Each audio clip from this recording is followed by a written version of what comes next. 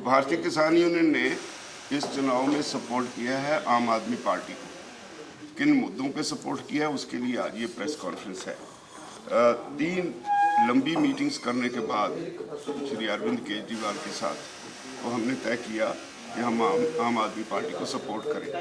तो उसमें जो मुद्दे हैं, एक सबसे बड़ा मुद्दा है WTO एग्रीमेंट जो 2017 के बाद इम्प्लीमेंट होने जा रहा है, जिसके बाद किसानों की जो फसल है उसके दाम तय करने और उसकी सरकारी खरीद बंद हो जाएगी। इस पे रिवायती पॉलिटिकल पार्टीज चुप हैं, तो हमने उनके साथ एक रोड मैप तय किया है ताकि किसान की उस वक्त कोई खजल खुआरी ना हो, उसकी प्रोक्योरमेंट भी स्मूथली हो। हमने कुछ एरिया कम करने के लिए वो बहुत लंबा चौड़ा एक रोड मैप हमने तय किया है और इन राइटिंग उसके साथ। दूसरा एक है किसान के लिए पेंशन और इनकम गारंटी स्कीम, हमने उनको बोला है कि किसान के लिए हमें चाहिए। उसके लिए हमने कहा है कि जैसे एम्प्लॉइज़ कुछ सारी ज़िंदगी काम करते हैं, उनको 20,000 30,000 पेंशन मिलती है, हमारी भी प्रोड्यूस में से कुछ ना कुछ कंट्रीब्यूट करने के लिए काट लो, हमें कोई प्रॉब्लम नहीं, लेकिन हमें भी पेंशन वैसे ही मिलनी चाहिए। हम भी देश के लिए कंट्रीब्यूट करते हैं, कुछ अनाज देश के लिए पैदा करते हैं।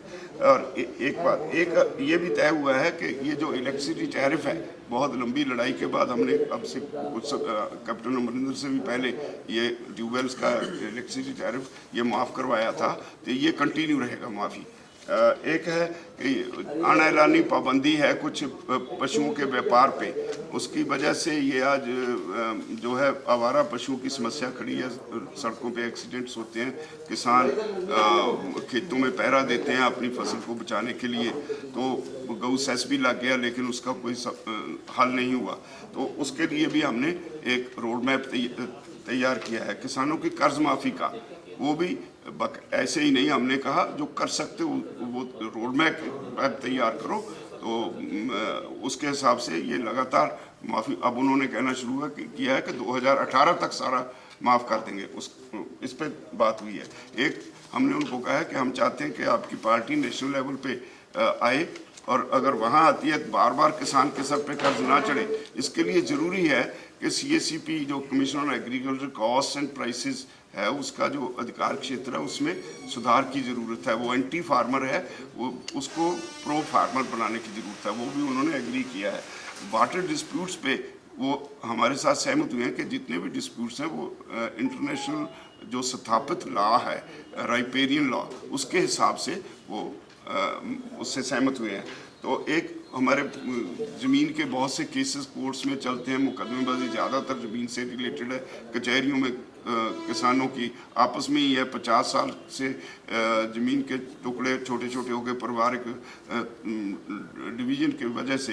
तो उस पर हमने उनके साथ बैठ के तय किया है कि अब एक बार समय आ गया है, फिर कंसोलिडेशन ऑफ लैंड होल्डिंग्स हो, तो वो उन्होंने 5 साल में करने का वादा किया है। और इसी तरह क्वालिटी एजुकेशन और अनएम्प्लॉयमेंट, ये दोनों मुद्दों पे डिस्कशन हुई। हमने कहा हमारा जो एजुकेशन का सिस्टम था वो टोटली कोलैप्स हो गया है। किसान के बच्चे के पास क्वालिटी एजुकेशन नहीं है, वो कम्पीट नहीं कर पाता और उसको रोज़गार नहीं मिलता, तो ना उसके पास कोई स्किल है। जब एक उम्र होती है जब उसको नहीं स्किल है, ना बाप के पास पैसा है उसे कोई बिजनेस करवाने के लिए, तो उसको कोई रोज़गार नहीं होता, तो वो गुमराह हो जाता है लाइफ से। तो इस पे बैठ के बाकायदा एजुकेशन सिस्टम में सुधार करने के लिए, और अनएम्प्लॉयमेंट में उन्होंने कहा कि जितनी अब इंडस्ट्री लगेगी, जिस एरिया में लगेगी, उस पर ये पाबंदी रहेगी कि 80% वहाँ के लोकल लोगों के लिए रिजर्वेशन होगी जॉब्स के लिए, और उसके लिए वो ट्रेन करेंगे जस्ट लाइक जापान मॉडल, वैसे ही वो ट्रेन करके किसानों को रोज़गार देंगे। तो हेल्थ सर्विसेज का अब बुरा हाल है, वो 23-26 वो बनाने का काम करते हैं, रिश्वत लेके दवाई कोई किसी को मिलती नहीं, सरकारी सिस्टम जो है वो दवाइयाँ मार्केट में बिक जाती हैं, उसमें सुधार करने के लिए भी तय हुआ है। ये ऐसे कुछ मुद्दे हैं। तो इसके अलावा बाकी बहुत से मुद्दे हैं जो उन्होंने अपने मैनिफेस्टो में भी जिक्र किया है। उसके बाद हमने ये सपोर्ट डिक्लेयर किया, 6 जनवरी को सपोर्ट डिक्लेयर किया। सभी पंजाब में हमारे वर्कर्स काम कर रहे हैं, और आज की डेट में एक आंधी चल पड़ी है आम आदमी पार्टी के हक में, और लगता है एक बहुत बड़ा बदलाव आने वाला है। लोग बदलाव चाहते हैं। कांग्रेस और अकाली दल बीजेपी कंबाइन से लोग उकता गए हैं। तो इसके लिए एक यहाँ मैं और कहना चाहूँगा, पिछले दिनी प्रधानमंत्री आए जलंधर में, वो एक जुमला और छोड़ गए। जैसे 2014 की इलेक्शन में उन्होंने जुमला छोड़ा था कि स्वामीनाथन कमीशन रिपोर्ट लागू करेंगे, फिर बाद में कह दिया जी ये तो चुनावी जुमला था।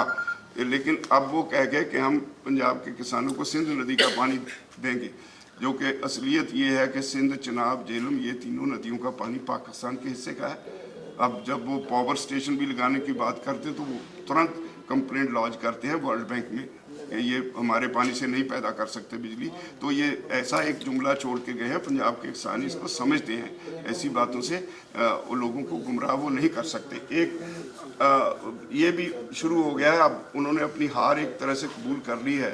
तो जहाँ पे कांग्रेस का कैंडिडेट 2 नंबर पे है तो वहाँ अकालियों ने कहना शुरू कर दिया कि कांग्रेस को वोट डाल दो अगर हमें नहीं कर, लेकिन आपको मत डालना। इसी तरह से जहाँ अकाली दल का या बीजेपी का कैंडिडेट 2 नंबर पे है, वो कांग्रेस वाले कह रहे हैं कि इसको वोट कर दो, आपको नहीं डालना। इसका मतलब वो अपनी हार कबूल कर रहे हैं। केजरीवाल जी, मुझे एक बात बताएं कि यदि आगे भी आपके साथ प्रॉमिस होते रहे हैं और वो आज तक पूरे नहीं हुए, आप लगातार कई बार पार्टियों को सपोर्ट करते रहे हैं, और जो इस बार आम आदमी पार्टी ने भी अपनी बातें ना मानी तो मैं 2 मिसालें दूंगा।